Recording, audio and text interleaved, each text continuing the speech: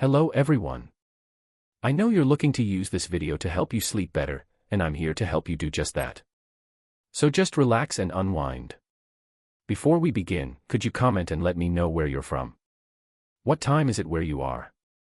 How was your day? Don't forget to like and subscribe to the channel for more stories to come. Now, let's get started.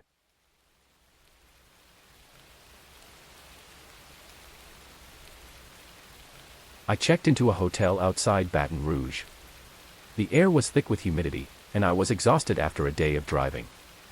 There was nothing special about the place, just a one-story building with faded light blue paint and a flickering sign, but it was cheap, and that was all I cared about at the moment.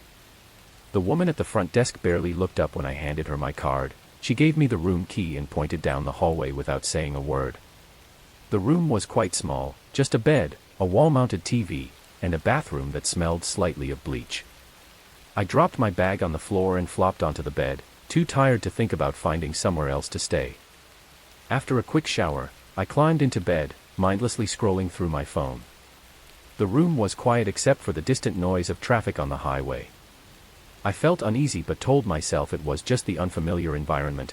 I had been driving for hours, and my mind was playing tricks on me. Around midnight, I heard the first knock. It wasn't loud, just a gentle tapping like someone lightly rapping their fingers against wood. I froze, my heart pounding in my chest. I wasn't expecting anyone, and the hotel had been nearly empty when I checked in. I waited, hoping it was just a mistake, but the knocking continued, this time more insistently. I got out of bed, my feet sinking into the thin carpet, and slowly walked to the door. I pressed my eye against the peephole but only saw darkness. No one was there. I stood there for a moment, my hand hovering over the doorknob. I hesitated, unsure whether to open the door, finally convincing myself that it was nothing, probably just some kids playing pranks, and I turned back to bed. But less than 5 minutes later, the knocking came again, this time louder and more urgent. I sprang up from the bed, my heart racing. I knew I should ignore it, but something inside me wanted to confront whoever was outside. I threw the blanket off and stepped toward the door, this time flinging it open without looking through the peephole. The hallway was empty, no one in sight, the only sound the faint buzzing of the overhead light flickering as if it might go out at any moment. I stepped into the hallway, glancing left and right but seeing nothing. The other doors were tightly shut, and the place was eerily quiet. I closed the door and locked it tightly, checking the safety chain again. I tried to go back to bed to sleep but couldn't shake the feeling that something was off. My nerves were on edge, and every small sound made me jump. I lay there in the dark, staring at the ceiling, listening for any sign of movement. Just as I was starting to drift off, the knocking came again, this time different, slow, deliberate, as if someone was intentionally provoking me. I gritted my teeth, trying to force myself to lie still in bed, but the sound kept repeating, persistent and infuriating. Finally, I couldn't take it anymore. I jumped out of bed, grabbed my phone, and rushed to the door, but before I could open it, I noticed something. A small piece of paper had been slipped under the door, barely visible in the dim light. I picked it up, my hands shaking. The paper was old, the edges yellowed as if it had been crumpled and flattened out again. There were words scrawled on it, messy and hurried, as if the writer was in a rush. It was just my name, nothing else, no message, no explanation, just my name. A chill ran down my spine. I looked at the door and then back at the paper, my mind spinning. How did they know my name? I hadn't talked to anyone other than the woman at the front desk, and she didn't seem like the type to pull pranks. I peered through the peephole again, but the hallway was still empty. I stood there for a long time, feeling like forever, trying to figure out what to do. Every instinct told me to leave, but my feet wouldn't move. I was paralyzed by fear, my mind racing with possibilities. Was someone watching me? Had they followed me since I checked in? The thought made me shudder. Finally, I forced myself to act. I opened my bag, shoving my belongings in as quickly as I could, my hands trembling so much that I could barely zip it shut. I knew I had to get out of there, but the thought of opening the door again sent shivers down my spine. I reached for the doorknob when the knocking started again, this time louder, almost frenzied, as if they were trying to break down the door. I stumbled back, dropping my bag and running into the bathroom. I locked the door behind me, my heart pounding in my ears. I sat on the edge of the tub, trying to control my breathing. The knocking continued, relentless and terrifying. I stared at the bathroom door, half hoping it would burst open at any moment. I didn't know what was happening, but I knew I wasn't safe. Eventually, the knocking stopped, and the silence that followed was even worse. I waited, straining to hear any sound, but there was nothing, just a stifling, suffocating silence. I was in the bathroom for hours, too scared to move. When I finally mustered the courage to leave, I tiptoed out of the bathroom, my eyes fixed on the door. There was no sound, no sign of anyone outside. The piece of paper with my name still lay on the floor where I had dropped it, a stark reminder of how real everything was. I picked up my bag and rushed to the door. This time, I didn't check the hallway, I just ran, my footsteps echoing in the empty corridor. I didn't stop until I was in my car, the engine roaring as I drove out of the parking lot. I didn't look back, not wanting to know if anyone was watching me leave. All I could think about was putting as much distance as possible between myself and that motel. I drove for hours, my mind replaying the events of that night. I got off the bus, thinking it was the right stop. Dusk had fallen, and the light was fading quickly, only to realize I had made a mistake. The bus rolled away, kicking up dust, leaving me stranded in the middle of nowhere. There was nothing around, just the empty road stretching out in both directions, no buildings, no streetlights, nothing. I checked my phone for a map, but there was no signal. I tried to stay calm, telling myself I could walk to the next stop or find a town ahead. It couldn't be that far, could it? But as I began to walk, a sense of dread welled up inside me. The road was too quiet, devoid of vehicles, no sounds at all, just the echo of my footsteps on the pavement. I kept walking, hoping to see some sign of life soon. After a while, I heard a vehicle approaching from behind. I turned around, initially feeling relieved, thinking I could hitch a ride, but as the vehicle got closer, it slowed down. It didn't pass me, it just moved at my walking pace. I couldn't see who was driving, the headlights too bright, blinding me. I tried to ignore it, thinking they might just be cautious, but that feeling was wrong. My instincts screamed. I quickened my pace, hoping they would get bored and drive away, but the vehicle stayed right behind me.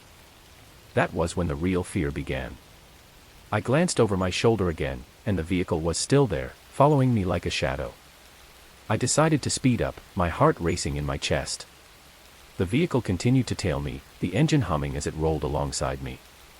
I thought about running, but the road was too open, nowhere to hide, just the vast desert on either side. If I ran, they could easily catch up. I tried to think of another plan, but my mind was spinning, unable to focus. Suddenly, the vehicle accelerated and cut in front of me. The door opened, and I saw a man step out. He was tall, wearing a baseball cap pulled low over his face. He stood there for a moment just staring at me, and I froze. Every instinct told me to run, but my legs wouldn't move. He called out to me, his voice too calm, asking if I needed a ride. I shook my head, trying to keep my distance, but he stepped closer. I said I was fine, that I was just going to keep walking, but it seemed he didn't care about what I was saying. There was something in his tone that sent chills down my spine. I backed away, and that was when he lunged at me. I turned and ran as fast as I could. I heard him yell something, but I didn't stop to listen. My legs burned, my lungs felt like they were on fire, but I kept running, too afraid to look back. The roar of the engine was right behind me. I knew he was chasing me, tires screeching as he tried to catch up. I veered off the road, tripping into the desert, hoping the uneven terrain would slow him down. The ground was rough, rocks and bushes tripping me up, but I didn't stop. I could hear the vehicle crashing through the brush, headlights cutting through the encroaching darkness. I spotted a small hill ahead and ran toward it, my only thought to get out of sight. I climbed over the rocks, my hands scraping against sharp edges, but I didn't care. I had to get away. I threw myself down behind a large boulder, trying to catch my breath, praying he hadn't seen where I had hidden. I could hear the vehicle stop nearby, the engine still running. I held my breath, my body trembling with fear. The silence stretched on, and I could hear footsteps crunching on gravel. He was searching for me. I pressed myself against the rock, trying to make myself as small as possible. The footsteps got closer, and I shut my eyes tight, terrified he would find me. He came very close, I could hear his breathing, the gravel shifting beneath his feet, but then he stopped. I didn't move, didn't dare to breathe. After what felt like an eternity, I heard him mumble something and then the footsteps receded. The car door slammed, and the engine roared as he drove away. I waited, scared to believe it was over. I hid behind the rock until I could no longer hear the vehicle, until the silence of the desert enveloped me. Only then did I dare to breathe again. I knew I couldn't stay there forever, I needed to find help, a way out of this nightmare. But as I stood up and started to walk, every shadow seemed a threat, every noise made me jump. The road remained silent, stretching endlessly before me, and I felt utterly alone. It took hours of walking before I finally saw headlights in the distance. This time, it wasn't an old vehicle. A pickup truck slowed down as it approached, and I waved, desperately needing help. The driver rolled down the window, an older man with kind eyes asking if I needed a ride. I hesitated for a moment before climbing into the truck. As we drove away, I kept looking back over my shoulder, half expecting to see that vehicle chasing me again, but it never appeared. I had rented a cabin in North Carolina for the weekend, just a little getaway from the city. It was a cozy place nestled in the woods, not far from Asheville. The pictures online looked amazing, and the host had good reviews, so I booked it without much thought. When I arrived, it was just as advertised, quiet, peaceful, surrounded by trees, perfect for a retreat. The host, a man in his 40s, met me when I arrived. He seemed friendly enough, maybe a bit too friendly, but nothing suspicious. He showed me around the cabin, pointing out the fireplace, the porch, and where to find extra towels. He also mentioned that he lived nearby, just down the road, if I needed anything. I nodded, eager to settle in and enjoy the solitude. The first night passed without incident. I cooked dinner, watched a movie, and finally fell asleep to the sound of rain on the roof. It was the relaxation I truly needed. But by the next day, things began to feel strange. I woke up late and decided to explore the cabin a bit more. It had an old-fashioned charm with creaky wooden floors and heavy wood furnishings. As I wandered around, I noticed a small door near the back of the bedroom. It was low to the ground, almost a crawl space, and painted the same color as the walls. I hadn't noticed it before. Curiosity took hold of me, so I tried the doorknob. It was locked. That struck me as odd. Why would there be a locked door in a rental home? I thought it might just be a storage area, but it kept haunting me throughout the day. That evening, as the rain began to fall harder, I couldn't shake the feeling that something was off. The cabin suddenly felt different, less welcoming. I kept glancing at that hidden door, imagining what could be behind it. Eventually, I couldn't stand it any longer. I had to see what was inside. I rummaged through the cabin looking for a key, thinking maybe the host had left one somewhere, but had no luck. Then I noticed a small gap between the door and the frame. I used a butter knife to pry it open, and after some effort, the lock clicked.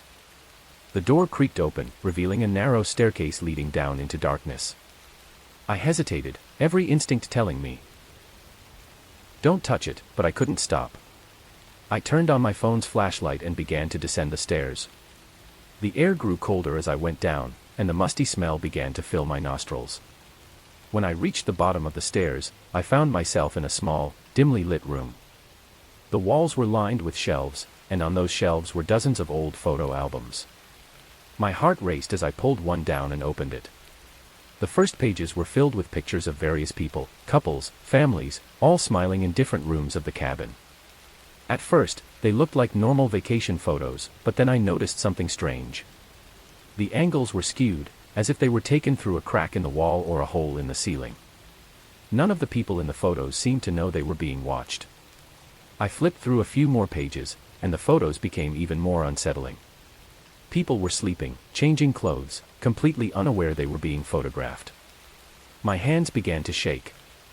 I recognized some of the rooms in the cabin, the bedroom, the bathroom. My stomach churned as I realized I might have been photographed too. I wanted to leave right then, but I couldn't pull myself away. I opened another album, and it was even scarier. The people in these photos looked terrified, as if they knew they were being watched but couldn't figure out the source. Their eyes were wide, scanning the room, searching for something that made them uneasy. Some photos showed them trying to cover windows or block doors, and then, toward the end of the album, there were pictures of them leaving the cabin in a hurry, faces pale with fear. I slammed the album shut, my mind spinning. I had to get out of there. I stumbled back up the stairs, breathless, and when I reached the bedroom, I noticed something that froze my blood. The door was closed. I was sure I had left it open. I rushed to the front door, desperate to leave, but when I yanked it open, the host was standing there. His face wore a calm, almost serene expression, as if he knew exactly what I had found. "Where are you going?" he asked, his voice smooth, too smooth. I stammered something about needing to leave, but he didn't move, just stood there blocking the exit with an intense gaze fixed on me.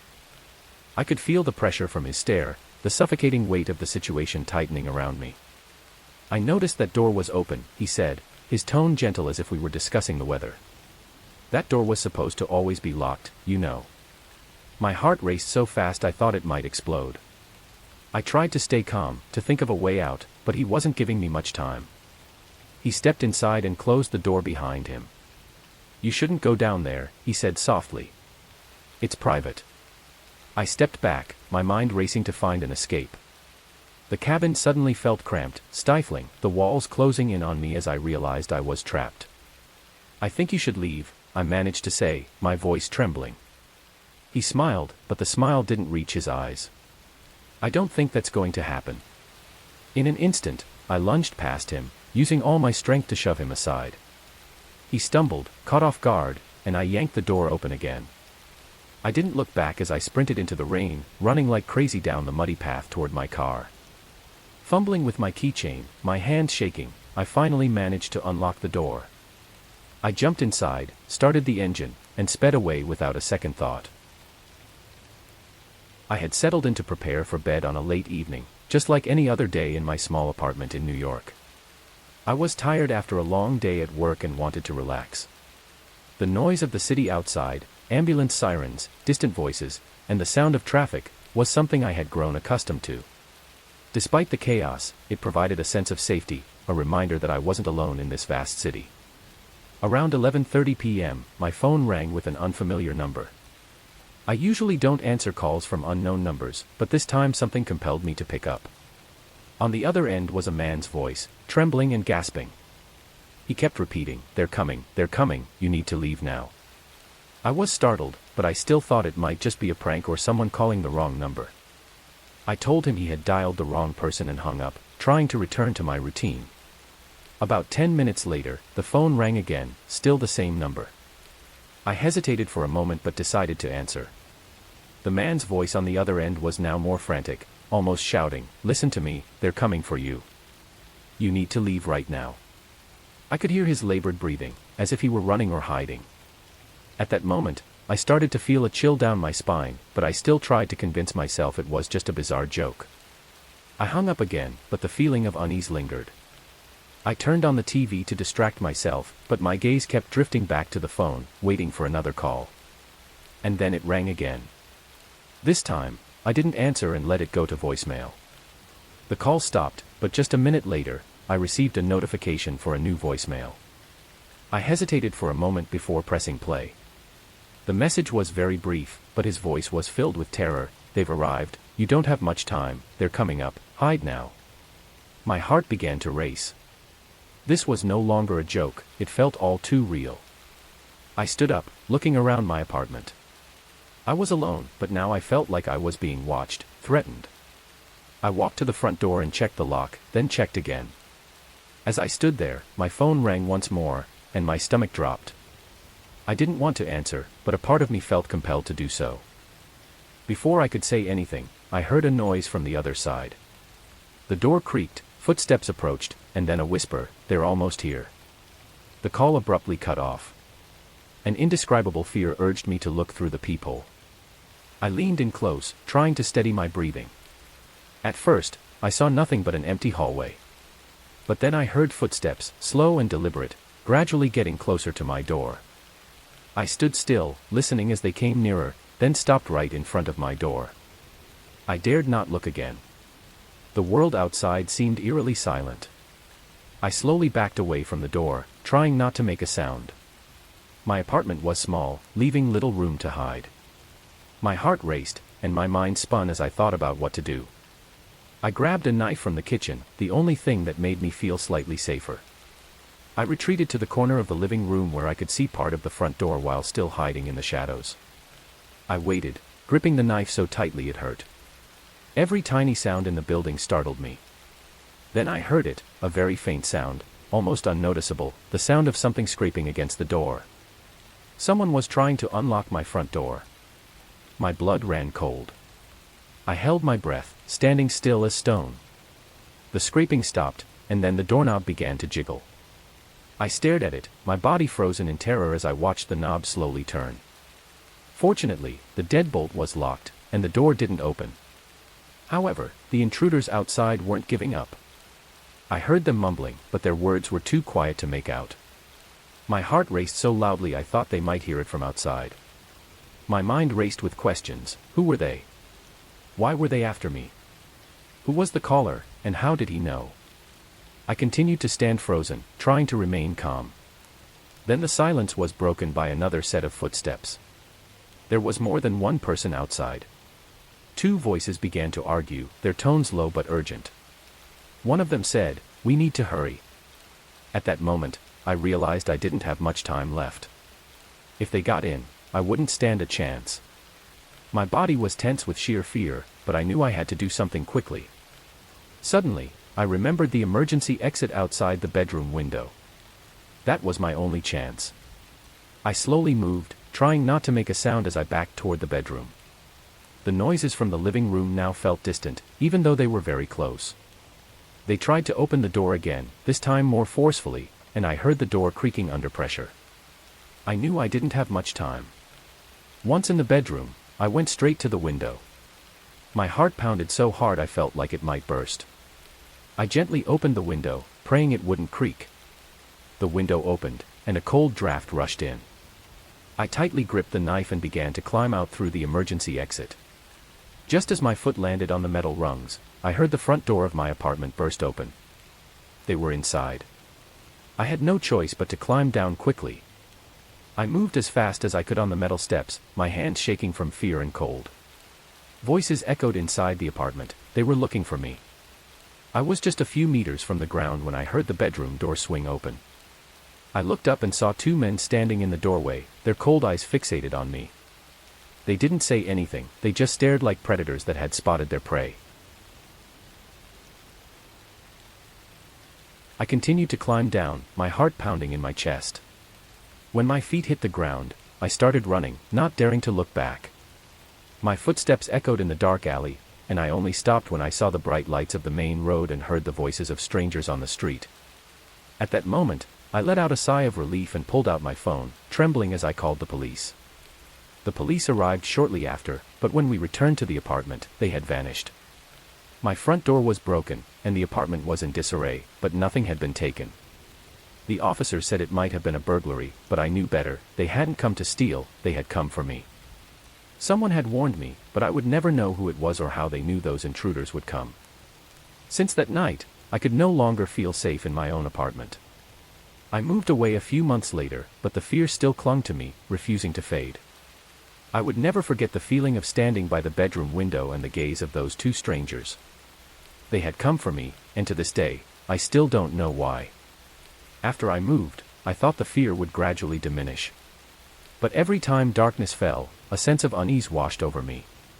Strange dreams plagued me, sometimes filled with footsteps outside my door, other times with whispers on the phone. In my dreams, I always found myself standing before the door of my old apartment, hands trembling, hearing the sound of the door creaking as someone tried to unlock it. And then, when the door swung open, I would see two shadowy figures standing there, staring at me with haunting eyes. Each time I woke up, drenched in cold sweat, but that wasn't the worst part. The worst part was that even when I was awake, I didn't feel at peace. For months after moving into my new apartment, I constantly felt like someone was watching me. When I stepped outside, I would often subconsciously look around, searching for a strange figure in the crowd. Whenever my phone rang, my heart would race, fearing I would hear that trembling voice warning me once more. Every small sound, from the creak of a window to footsteps in the hallway, startled me. I tried to convince myself that it was all over. That those intruders couldn't find me at my new address, that I had escaped that danger. But a part of me couldn't believe it. Sometimes, when I walked into my new apartment after a long day at work, I would feel that strange sensation returning, an inexplicable unease, just like that night when I discovered my favorite mug had been moved. The only difference was that this time, I hadn't noticed anything changed in the apartment, but I always had the feeling that someone had been there before me. One night, as I was getting ready for bed, my phone suddenly vibrated. I looked at the screen and realized it was another unknown number. My stomach twisted with fear. I didn't answer. Instead, I let it go to voicemail. When the voicemail notification came in, I sat frozen, hesitating whether to listen or not. Finally, I gathered my courage and pressed play. That familiar trembling voice echoed, "They're coming again. This time, don't run." I threw my phone to the floor in panic. A sense of numbness enveloped me. What did that mean? Was I not supposed to run this time? Were they coming for me again? Suddenly, there was a soft knock on my front door, and I felt fear clearer than ever before. Who was standing out there? I didn't want to know. But deep down, I realized this wasn't the end. They were still looking for me. And this time, I wasn't sure I would escape. The overwhelming sense of terror rendered me motionless, my eyes glued to the door. The gentle knocking echoed again, steady like the slow beating of my heart, but the sound grew clearer, as if the person on the other side was waiting for me to respond. I took a deep breath, trying to stay calm, but all my senses were stretched to the limit. A thought flashed through my mind: if I open the door this time, what will await me? I stood up, my hands trembling as I reached for the knife from the dining table, just like before. My heart pounded as I approached the door, my legs feeling heavy with each step. The sounds outside completely faded away, leaving only a deathly silence. I crouched down to look through the peephole, but all I saw was an empty hallway. No one was there. I swallowed hard and stepped back, wondering if I was imagining all of this. But something inside me said this wasn't a hallucination. They had come. I turned to lock the door again, but another noise made me stop. A faint sound came from behind me, from inside the apartment. I turned my head, my eyes following the direction of the noise towards the bedroom, where it originated. It was a whisper, like fabric rubbing together or a soft breath in the dark. No way. I had checked all the locks on the doors and windows. How could anyone have gotten in? I must be imagining it. But my feet instinctively led me closer to the bedroom. The door was slightly ajar, and a part of me wanted to run from this place, but curiosity, and the fear of being watched, pushed me forward. Standing before the bedroom door, I held my breath and gently pushed it open. The room was pitch dark, but the light from the hallway was enough for me to realize something was off. The bedroom window was still closed, the curtains were silent. But the air in the room felt heavier. A chill ran down my spine as I realized something, or someone, was present in the darkness. I scanned the room, seeing nothing unusual. But as my gaze swept past the closet, I heard it, a small but distinct sound of something shifting lightly. The whisper I had heard before. I felt a cold shiver down my back, and immediately memories from before flooded back. The sight of opening the closet and seeing a stranger lurking, the one who had lunged at me. My grip tightened on the knife, and my breaths became shorter, more frantic. Had they gotten in? Had they snuck in here while I wasn't paying attention? This time, I didn't wait. I shoved the closet door open. It creaked as it swung wide. But inside, it was empty. I let out a sigh of relief, my heart racing but feeling slightly calmer.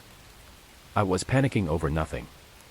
Maybe my mind was playing tricks on me after everything that had happened.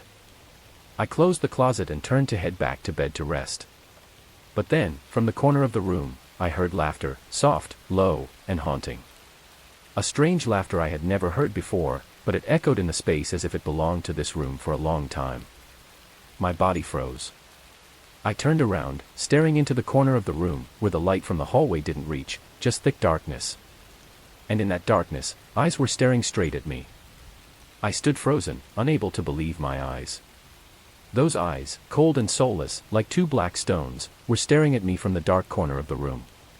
A wave of panic surged, paralyzing me. I wanted to scream, to run, but my feet felt glued to the floor. The soft laughter echoed again, this time clearer, like a mocking, haunting sound. I raised the knife instinctively, knowing it wouldn't help. "Do you think you can escape?" A whispering voice rang out from the darkness. The sound was low, as if it was speaking from deep inside my mind. "We have always been here. From the very beginning, we have been waiting for you." I took a step back, my breath quickening, trying to steady myself. Who's there?" I asked, my voice trembling, but there was no response. Instead, the darkness began to move. No, not darkness, it was a shadow, a figure gradually stepping out from the corner of the room. It was tall, but its shape was indistinct, as if made from the very night itself. I took a deep breath, trying to regain my composure, but my heart raced as if it could explode. "I don't know who you are, but you can't do anything to me," I shouted, my voice a mix of defiance and fear. The figure didn't answer, but it continued to approach, slowly yet surely. Then, other sounds emerged from behind me, footsteps, many footsteps, as if a group of people were entering my apartment. My heart nearly stopped. I turned around, and in front of me, the bedroom door stood wide open. In the dim light of the hallway, I saw other shapes, not human, but shadows similar to the entity in the room. They glided silently, but their presence made the air thick and cold. "Don't resist," that voice echoed again, this time sounding closer, as if it were right next to me. "We have found you, and this time, you cannot escape." I recoiled, but an invisible hand grabbed my shoulder, pulling me closer. I felt its cold breath on my skin. In a moment of desperation, I lunged the knife forward, but it sliced only through the air. Those entities had no physical form for me to fight against. "No, it can't be," I whispered, almost praying. But deep down, I knew I was wrong. They had caught up with me. And this time, there was no escape. The laughter hissed one last time before the darkness completely swallowed me. And then, everything faded into nothingness. I rented a cabin in Vermont for the weekend, hoping to find some peace and solitude away from it all. Nestled deep in the woods, it was wonderfully secluded. When I arrived, it looked just like the photos, small yet cozy, with a large fireplace and windows letting in plenty of light. It was supposed to be the perfect escape. The first day was lovely. I settled in, brewed a cup of coffee, and read by the fire. The only sounds were the crackling flames and the wind outside, making me feel like I was the last person on earth. That night, I went to bed early. The bed was comfortable and the cabin warm, but I couldn't fall asleep right away. I kept hearing noises outside. At first, I thought it was just the wind or maybe some animals moving through the woods, since the forest was alive with sounds. But these noises were strange, slow and deliberate, like footsteps. I tried to convince myself it was just a deer or something similar, but it was hard to ignore.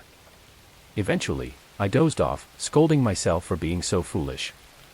The next morning, I felt a bit embarrassed about how anxious I had been. I made breakfast and decided to take a walk around the property to clear my head. The air was fresh, and everything was quiet, as if the world had been muted. But as I strolled, I noticed something that made my stomach drop: muddy footprints leading up to the cabin. They weren't mine. I hadn't stepped outside into the mud since I arrived, and these prints were fresh. They led straight to the back door and stopped there. I stared at them for a moment, my mind racing to understand where they had come from. I couldn't shake the feeling that someone had been outside the cabin last night, right beside me. The thought sent chills down my spine. I hurried back inside and locked the door behind me, trying to stay calm and telling myself there had to be a logical explanation, maybe a lost hiker or something, even though I hadn't seen anyone since I arrived. I resolved not to let it ruin my day, but every little sound outside made me jumpy. That night, the noises returned, the same slow, rhythmic sound of footsteps. I listened from bed, my heart pounding in my chest. They were closer this time, right outside the cabin. I couldn't bring myself to look out the window. I was too afraid of what I might see. I just lay there, staring at the ceiling, praying it would stop. Eventually, it did, but I couldn't sleep afterward. My mind was consumed with thoughts of those footprints and how close they had been to my door. I felt like I was being watched. I got out of bed and checked all the locks on the doors and windows, but it didn't make me feel any safer. Finally, I sat by the fireplace, trying to forget everything, but the unease clung to me. The next morning, I decided to leave the cabin for a bit, thinking I might feel better if I got out and did something. I drove into town, trying to convince myself it was all in my head. I had lunch, wandered through a few shops, and tried to enjoy my day, but I couldn't shake the feeling that something was off. I kept glancing over my shoulder, feeling like someone was watching me, but whenever I turned around, no one was there. When I returned to the cabin, I saw something that made my blood run cold, more fresh footprints leading from the woods to my bedroom window. They were exactly the same size as the ones I had seen before, deep and clear in the mud. Someone had been standing right outside my window, looking in while I was gone. Panic surged through me, and I didn't know what to do. My first thought was to leave, but it was getting dark, and the idea of driving through the woods alone at night terrified me just as much. I decided to stay in the cabin, keeping all the lights on and locking every door and window. I grabbed a kitchen knife and held it close, just in case. I was on edge, jumping at every little sound. That night, I didn't even try to sleep. I sat on the sofa, listening and waiting. The footsteps returned, slow and steady, circling the cabin. I could hear them moving, sometimes pausing as if trying to find a way in. I gripped the knife tightly, my hands shaking. I had no idea who they were or what they wanted, but I knew I wasn't alone. At one point, the footsteps stopped right outside the back door. I held my breath, waiting for what would happen next, but there was only silence, a heavy silence. Then the doorknob began to turn slowly, as if someone was checking to see if it was locked. My heart felt like it would explode. I wanted to scream, but no sound came out. The doorknob shook for a few more seconds before stopping. I heard nothing after that. The footsteps had vanished, but I knew they were still out there in the darkness, waiting. I spent the entire night wide awake, too terrified to move, too afraid even to look out the window. I imagined those muddy footprints and the person who had left them, standing right outside, just waiting for me to make a mistake. When the sun finally rose, I hurried to gather my things and leave the cabin as quickly as possible. I didn't care about the rest of the weekend, I just wanted to get away from there. One late evening, I found myself finishing up a report at the office, the clock barely ticking past 9 p.m. The building was eerily quiet, the hum of the air conditioning punctuating the stillness, accompanied only by the occasional rustle of papers. The atmosphere felt almost oppressive, a weight pressing down as I typed the last few lines. Once I finally hit send, I exhaled in relief, eager to leave the desolate office behind. I packed my things and made my way to the elevator, my footsteps echoing in the vacant hallway. I pressed the button and waited, glancing at my watch, counting the seconds until I could escape. The elevator doors slid open with a soft chime, and I stepped inside, thankful to be one step closer to home. As the doors began to close, a man suddenly rushed in. At first glance, he appeared disheveled, his clothes were wrinkled, stained, and slightly disheveled as if he had just run a long distance. His eyes were wide, filled with a frantic energy that set off alarm bells in my mind. I turned my gaze to the illuminated floor numbers, trying to ignore the strange sense of unease creeping over me. Then, the elevator jolted violently, and the lights flickered out. Panic gripped me as darkness enveloped us for a heartbeat. My breath quickened, and a cold sweat formed on my brow.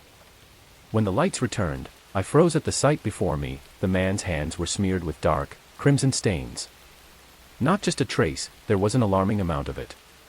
My heart raced as I struggled to find words.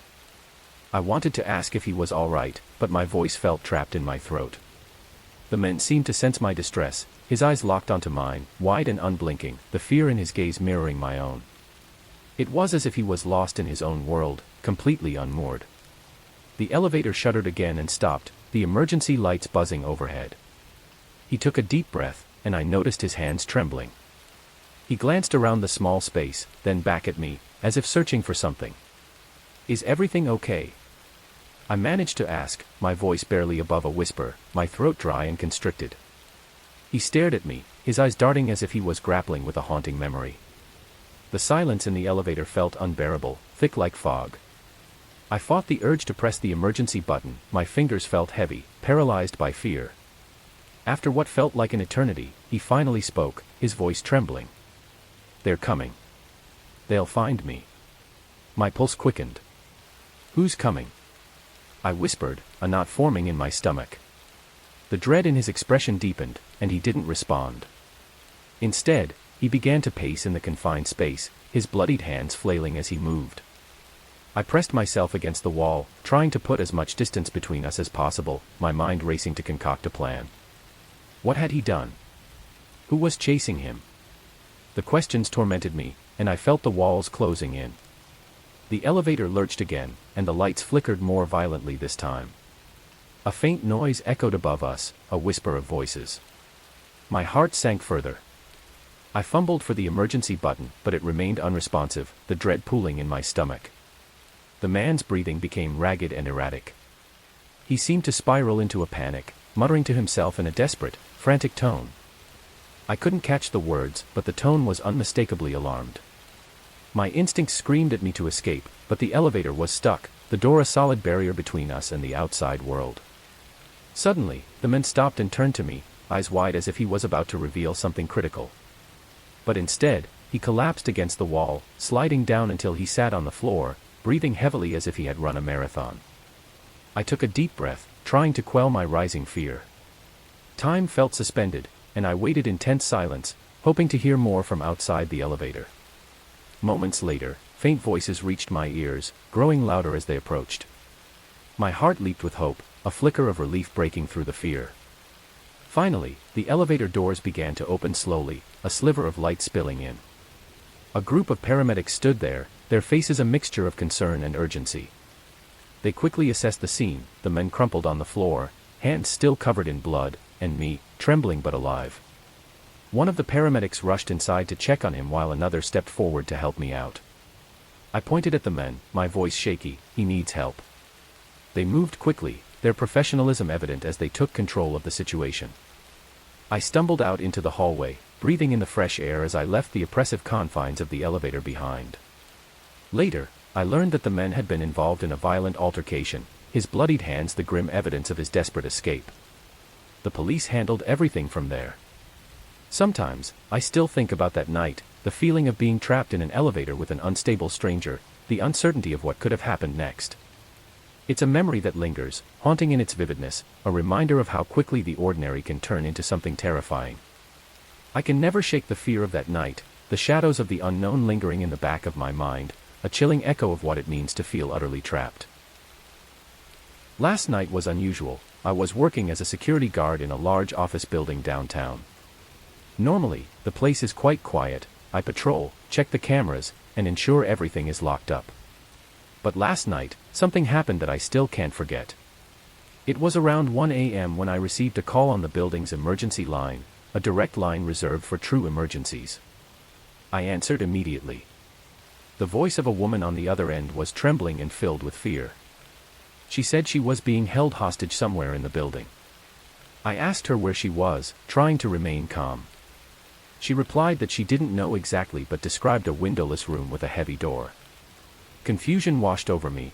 I knew this building like the back of my hand and couldn't think of any such room. I told her to stay quiet and that I would find her.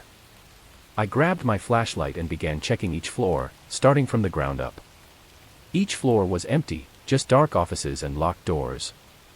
I kept my phone close, hoping she would call back with more information. When I reached the top floor, chills ran down my spine. It was supposed to be vacant, no businesses, no offices, just storage.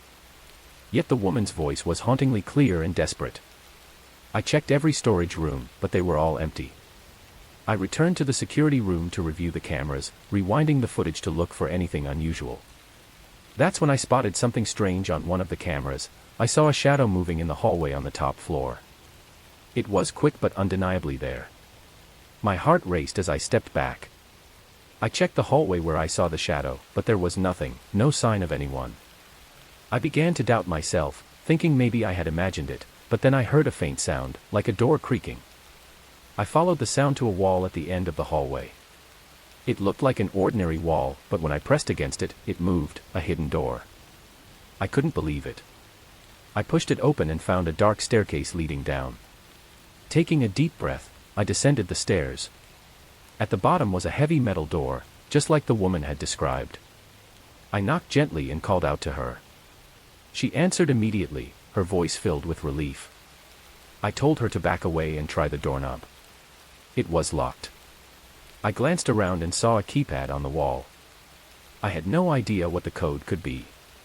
I asked her if she knew, but she said the kidnappers always entered the code too quickly for her to see. I had to think fast.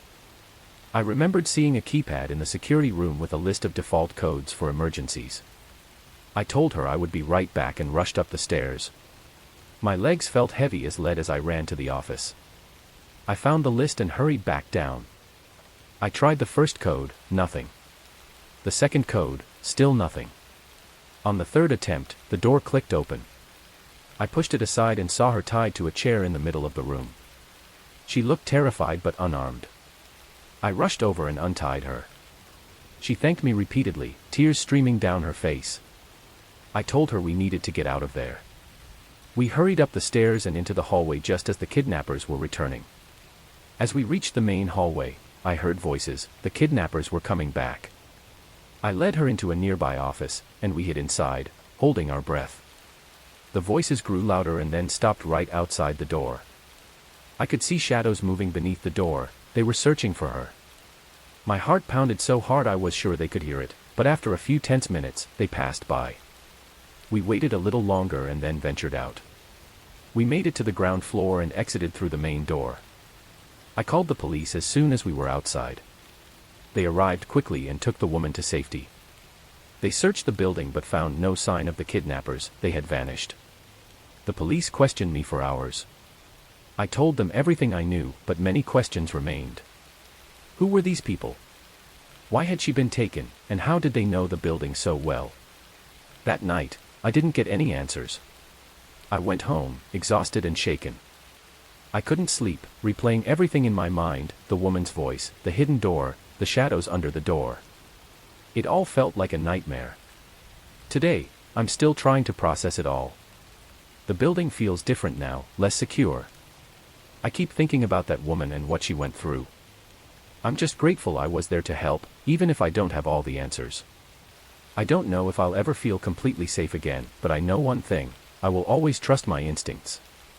If I hadn't answered that call, no one knows what could have happened to her. That morning started like any other. I ventured out early, seeking a few peaceful hours by the lake. Fishing alone was my escape, especially after a stressful week. The weather was perfect, a light mist hung over the water, and the chill was just right. I set up my gear and cast my line, savoring the tranquility around me. After a while, I noticed another fisherman not far away. He waved and smiled. I returned the gesture politely. He walked closer, fishing rod slung over his shoulder, cheerfully calling, "Good morning." I responded, trying to focus on my line. "You've got a nice spot there," he said, settling down nearby. "Mind if I join you?"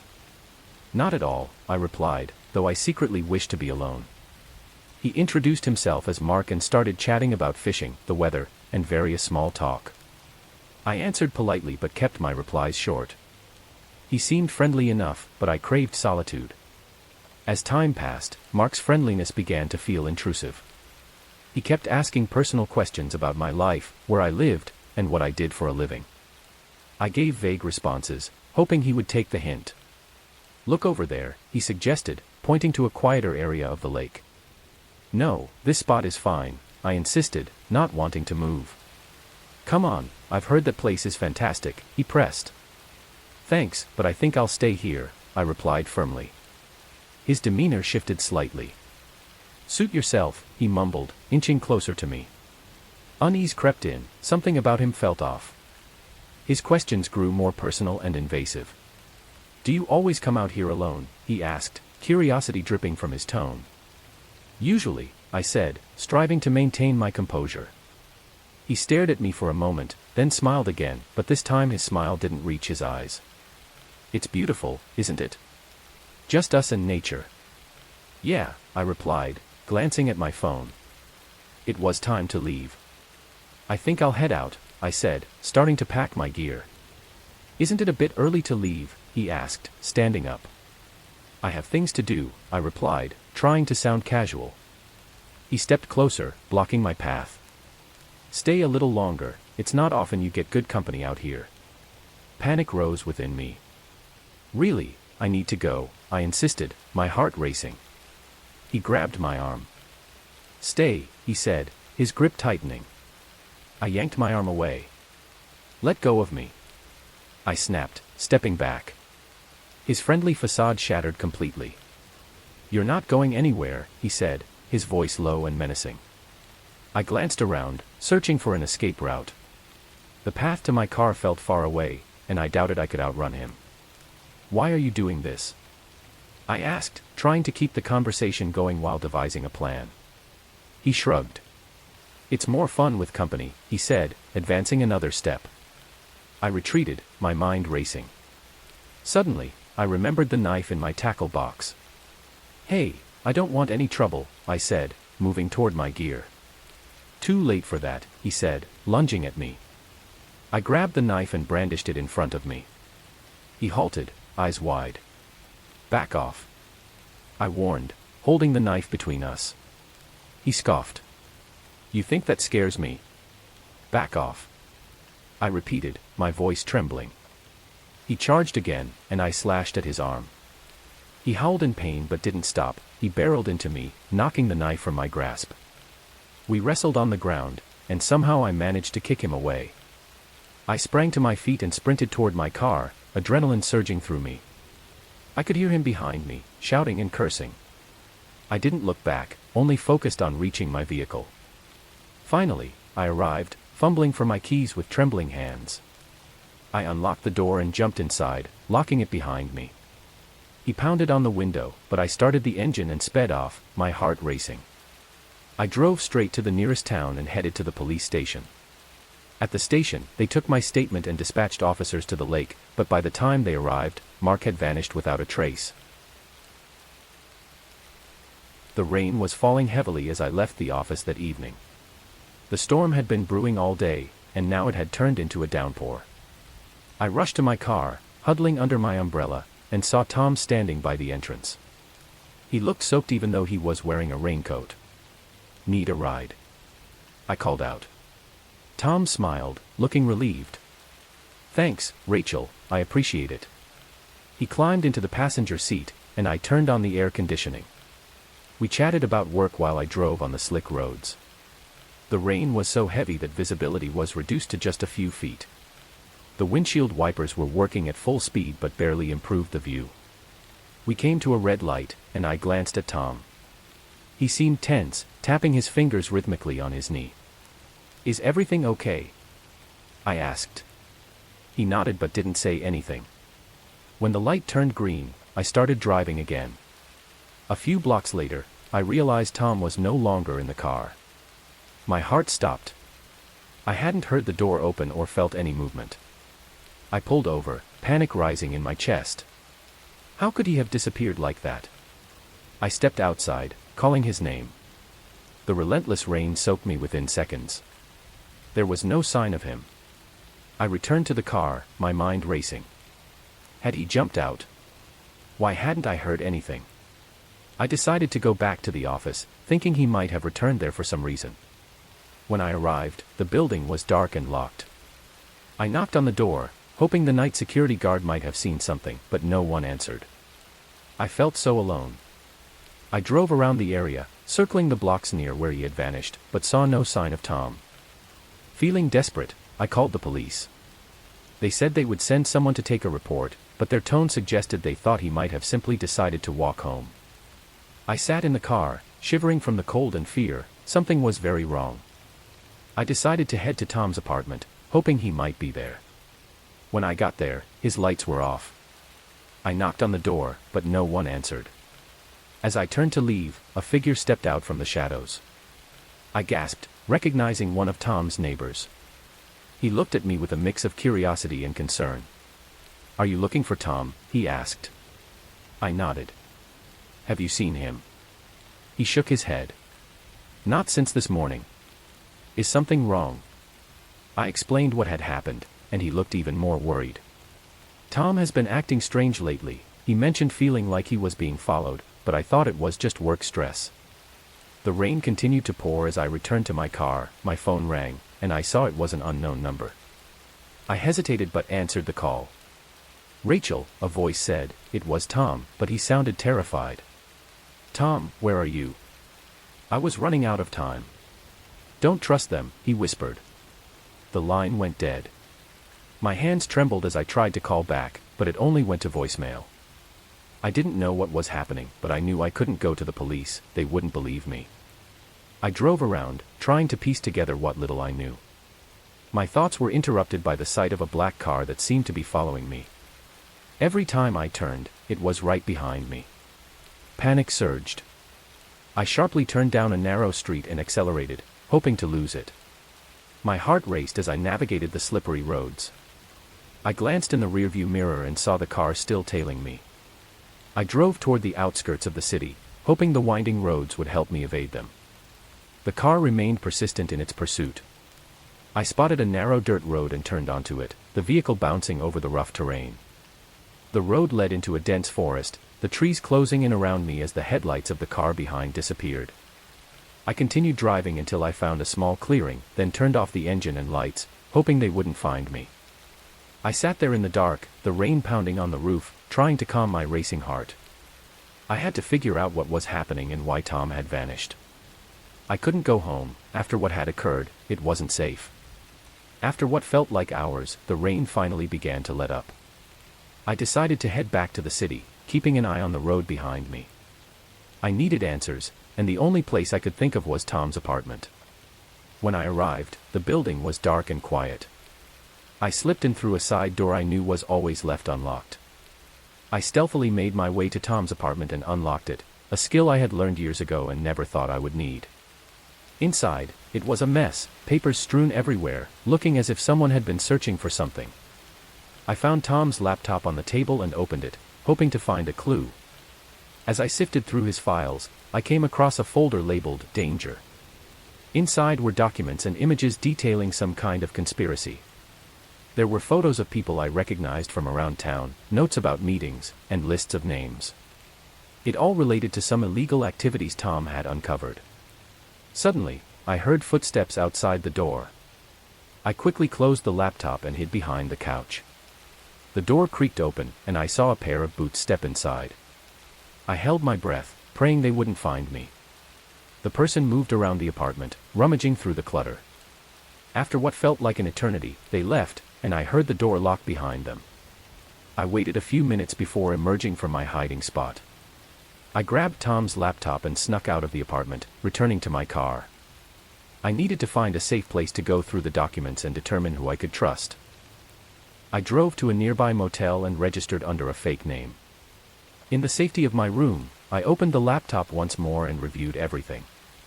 It was clear that Tom had uncovered something huge, and now we were both targets. I knew I had to get this information to someone who could help, but I had to be careful.